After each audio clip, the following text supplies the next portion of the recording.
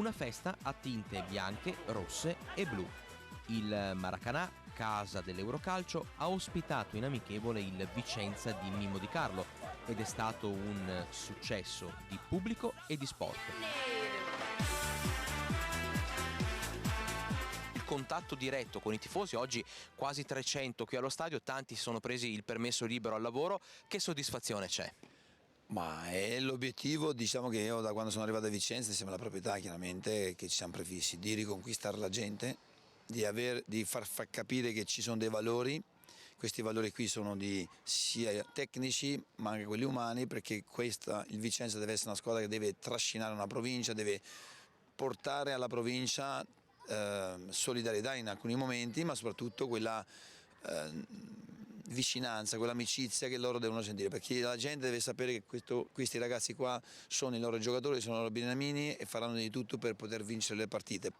Ultima domanda, mister, che soddisfazione personale c'è nel girare comunque tutta la provincia e non solo ed essere ovunque acclamato come un beniamino, i bambini che vedono i giocatori del Vicenza come appunto i loro idoli, tanti sognano di indossare questa maglia, insomma tu che tocchi con mano questo entusiasmo, a livello personale che soddisfazione ti dà?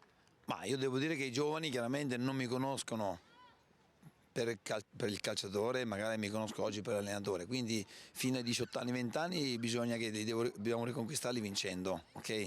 Mentre dai 30 anni in su sono tanti tifosi che mi riconoscono chiaramente, ma non devo essere io il protagonista, assolutamente no, io sono quello che deve dare alla squadra la forza, la fiducia e la convinzione di poter vincere le partite, poi sono loro i protagonisti, quindi lasciamo ai giocatori tutta la scena per essere protagonisti fino in fondo di questo campionato. Luca Bertollo, direttore sportivo dell'Eurocalcio, la soddisfazione, direttore, nel vedere così tanta gente, così tanto pubblico, bambini felici e una bella partita. Sicuramente è una bella soddisfazione, soprattutto per i più giovani, sia per i bambini che sono qui del nostro store giovanile e anche per quei ragazzi giovani della nostra juniores che hanno giocato oggi.